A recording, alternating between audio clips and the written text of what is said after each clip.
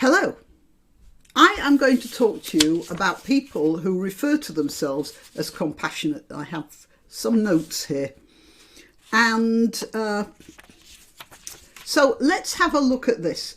I'm going to have to switch the microphone so I can hear what they're saying. So there might be a bit of a delay. Sorry about that. This is going to end up a two-parter because there's other stuff I want to discuss about this.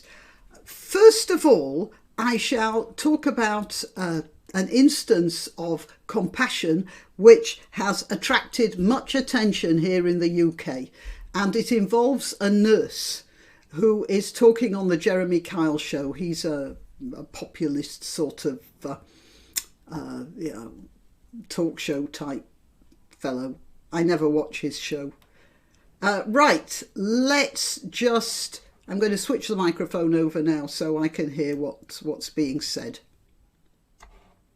Could not handle the emotional stress of not being able to deliver for my patients. Okay, right, so I switch the microphone back to me now.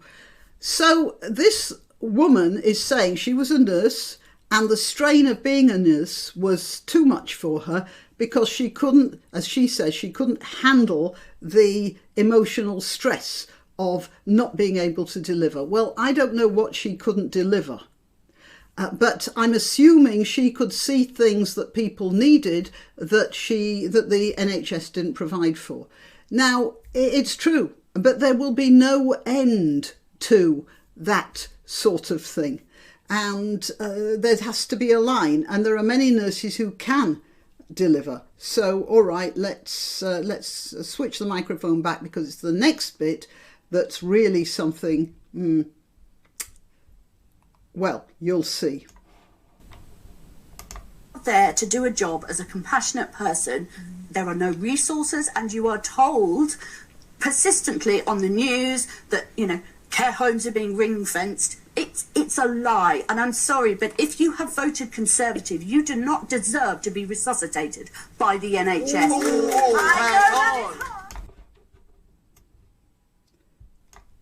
Okay, back to my microphone. Now, what she said was that if you voted Conservative, you don't deserve to be resuscitated by the NHS, which, as you hear, did not find much favour with the people around her. Now, I just want to point something out about the NHS. It is a finite thing. Apparently, we are paying 40 pence in the pound. All our taxes, 40 pence of our income tax goes to the NHS. That's a huge amount of the national budget. And when you consider we have to keep a military going, and I think recent events have shown just how important that is. And when you think how much a single fighter jet costs, you have to understand that the NHS, even if the other 60% were a military budget, it would still be, the NHS is still taking more than its share, isn't it? And that is not, that's not counting all the other things that the government has to shell out of our taxes, like social care, old age pensions, just general maintenance of roads and infrastructure and that sort of thing. 40% of the budget is NHS. How much more should the government put in there? Anyone who looks at that will see that the NHS is costing us far too much. Now, that's most likely because of the setup, which is sclerotic and almost 100 years out of date in its general ethos. Also, it's become more bloated. For instance, and I know this sounds tough, but for instance, fertility treatment. There is no tragedy more awful and heart-wrenching than somebody who can't have babies, who wants to have babies. And you can get, for that reason, fertility treatment on the NHS. In some cases, not in all, I'm not saying it's universal, but it does happen. And that was never the intention of the NHS to start with. The NHS was intended to save you from dying, you personally, not for what you wanted most. And this is the problem, isn't it? Because Look, if I am an NHS doctor and I see some couple just tearing themselves apart because they can't have babies, and you know, if I feel compassion towards them, I will wish to help them achieve that end. But there is a point at which compassion has to stop. And you have to think, well, I may be compassionate, but there are other people who need my help as well, who aren't in front of me, who aren't appealing for help. And I might say that nurse was also blaming the shortfalls on of the NHS on the Conservatives, when exactly the same shortfalls were happening under Labour, and indeed under Labour awful things were being covered up. I'm not just talking about the Rochdale thing, but I'm talking about stuff in hospitals. There's one hospital where babies were dying, and it was being covered up by the hospital, but that was being backed up by the then Labour government. So these things happen in every government. When you've got governments administering things, you're always going to get stuff like this. So the fact that she says, I'm compassionate and I blame the Conservatives, that's not compassion at all. That's idiocy. That's ideology. Now I want to show you another example of ideology. If I can find it. Just a minute, I might have to cut here while I find it in this stack of files. Here we are. Right, I'm going to switch the microphone again. This is a young woman who says she was a medical student. I don't know if she still is. I rather have an idea she found it too tough and she stopped. But you notice how she words it. And what she did was, Major Tom, he was a local hero during the COVID epidemic. He was 100 years old and he was walking around his garden in an attempt to walk like a marathon type distance to raise money for the NHS. His goal was £3,000. It turned into, he managed to attract over 1 million or something like that. I forget the exact figures. Anyway, and then he went on holiday to the Bahamas out of, somebody gave him a holiday to the Bahamas, and the poor fellow caught COVID and died. But he was a hero. He was a genuine British hero. Well, a genuine hero in any culture. It doesn't have to be British. And she went, and there was a monument to him, and she took a bucket of human feces and threw it at the monument to render it smelly and disgusting. And then she posted this video. All right, going to change the microphone over. My name is Maddie, I'm 21, and today I'm going to be pouring actual liquid human shit onto a Captain Tom memorial. People are going to say that he's a hero. People are going to say that this is profoundly, obscenely disrespectful to his life and the NHS that he stood up for. And I agree. I was studying to become a doctor because I believe in taking care of people. So, in fact, she is telling us she's a compassionate person, isn't she? And it's compassion that's driving her to perform this act. All right, well, let's go back to the video. If we believe that the NHS is important, if we believe in taking care of each other, if we believe that NHS workers are doing essential work, why are we forcing our healthcare system into collapse? Why are we forcing our civilization into collapse? Why is basically no one taking this genocide of all humanity seriously? As the livable climate continues to collapse, that is what's going to happen because of running out of food, money, water, people to work, medicines, and meanwhile, mass death, mass disease, mass dying.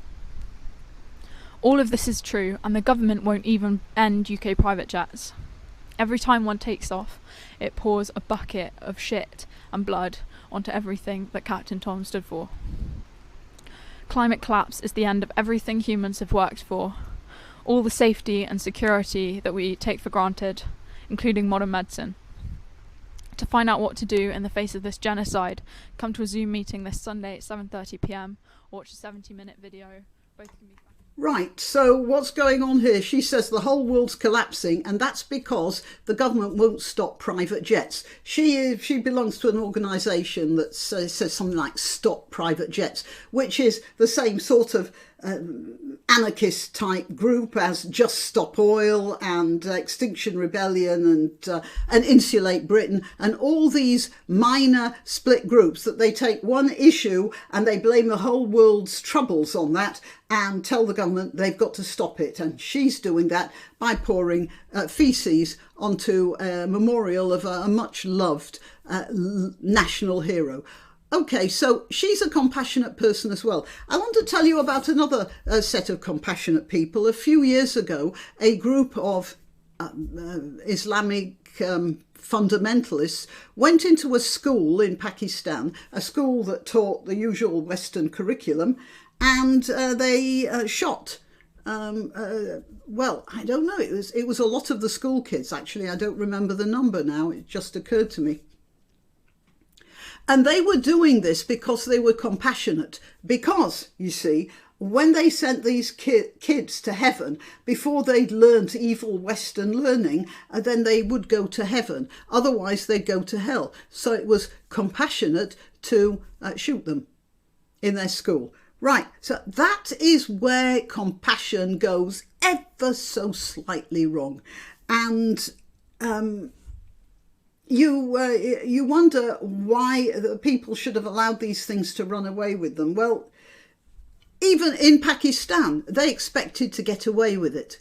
They expected to get away with it because they could slip over the border to Afghanistan or whatever, or they could die as martyrs for Islam, and they'd go to heaven as well as the kids. So that was all right for them. And these people think they can get away with this stuff as well. After all, Angela Rayner, the deputy of the Labour Party, out of her compassion, called the Conservative Party, or the people in it, scum. And then a few days later, a Conservative MP was stabbed to death. But she is still the compassionate, the person who worries about various people. She's the compassionate deputy head of the Labour Party. And she hasn't been got rid of. Now, what else? No, there's no more notes I have. Right, so that is compassion in 2222 style, just in case you're interested. Right, I am Granniopteryx. I'm here on YouTube, Rumble, BitChute, or Minds, or all four of them. And I let you know when I've uploaded a video on Twitter, Gab and Parler, where I am at Granniopteryx.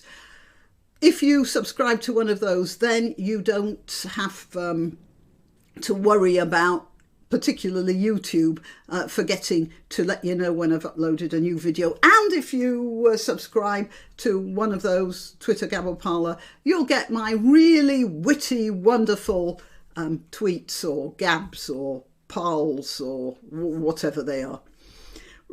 Right, yeah, that's it. Please help my channel by liking, sharing and subscribing and checking your subscription. And also, you can help me financially as well. Buy me a coffee. And down in the description are a couple more platforms you can use. Okay, that's it. There will be another video about that nurse. Okay, till next time. Why not treat yourself or a favoured relative or friend to these magnificent examples of merch? The mugs and t-shirts come in the Granniopteryx design or Granbo with a firearm or the more deadly knitting needles. Go to www.granniopteryx.com and whatever platform you're watching this on, please click like, subscribe and share.